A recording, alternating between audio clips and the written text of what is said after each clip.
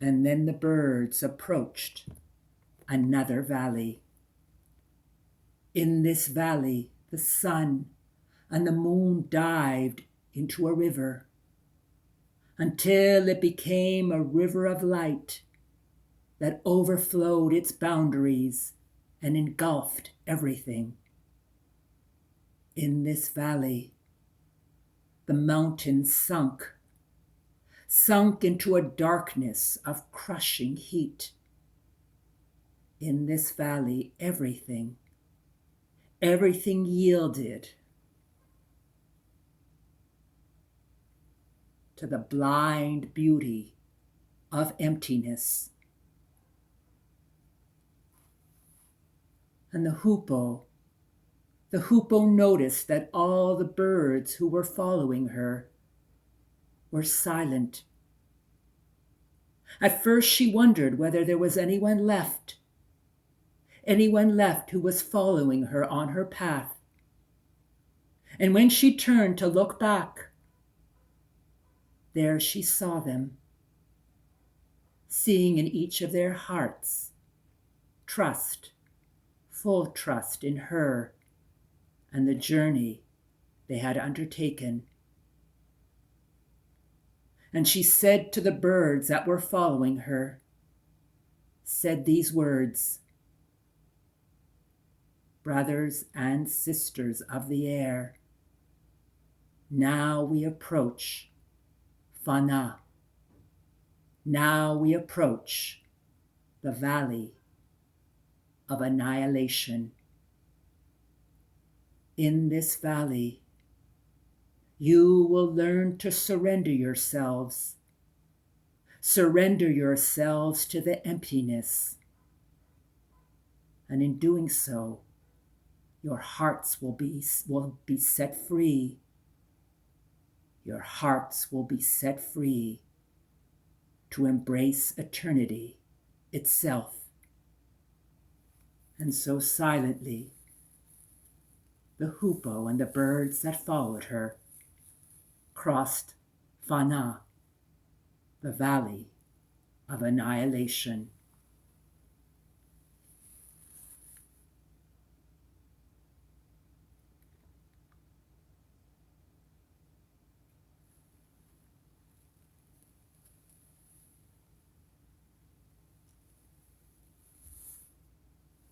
"30 birds, no less, no more.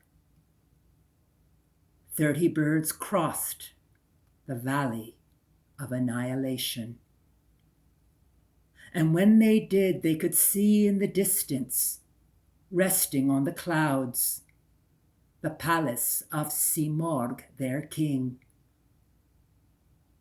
And so the birds made their way to the gates of that palace. 30 birds, no less, no more. And at the gates there was a griffin who was holding guard. His eyes were bright as falling stars. He was covered in feathers, gray as emptiness itself. And his talons were sharp as the daggers that cut time. And the gates opened to the birds, and the griffin led those birds to the door of the throne room of Simorgh, their king. And there the birds waited at that door leading to the throne room. 30 birds, no less, no more. And there they waited. They waited for days. They waited for weeks, until the griffin returned to them. And they turned to him protesting, "We have come on such a long, arduous journey.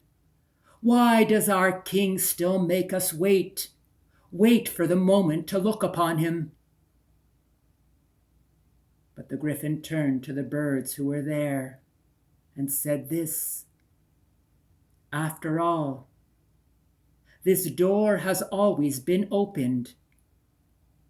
It has only been waiting, waiting for one of you after all, to open it. And then at once, the door yielded to them, and the birds entered the throne room of their king. 30 birds, no less, no more. Now when they entered the throne room, they saw there were countless veils hanging from the ceiling. And one by one, with their talons, with their beaks, they tore down those veils one by one, by one, by one, by one, until when all the veils were torn down, they saw in that throne room a mirror that gave back to them their reflection, a reflection of 30 birds, no less, no more. And then the mirror spoke to them, saying this: Chon shoma Simorgh inja amadid, si darin ahi ne peida amadid, gar chehelo panje morg aid baz, pardeyaz khishbok shaid baz.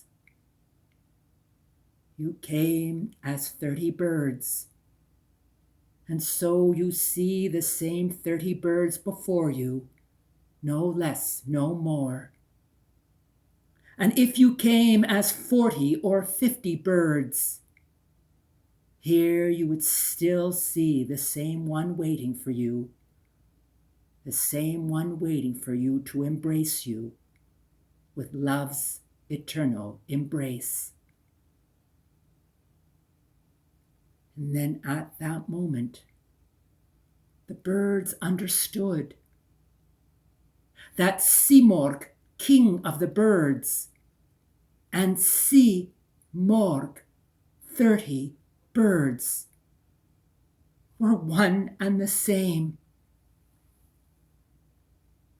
And when they understood this, some of them laughed as if a riddle had finally yielded itself to them.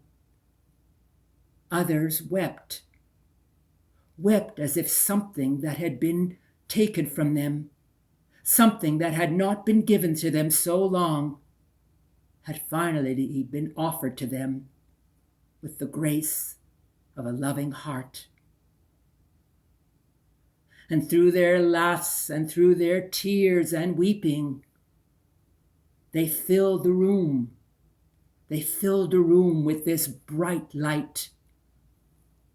And one by one, each of those birds walked into that bright light, turning to see their brother and sister bird disappear with them into that light.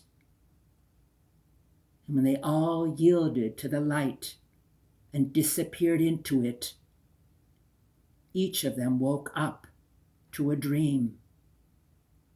It was the same dream, a dream of a flock of birds flying across an azure blue sky, flying towards a light of many colors in the distance. And in that flock of birds, there was one bird who turned to the other and said this: Baradar, brother, why are we following that rainbow in the distance? To which the other replied, don't you understand, my friend, that light in the distance is not a rainbow?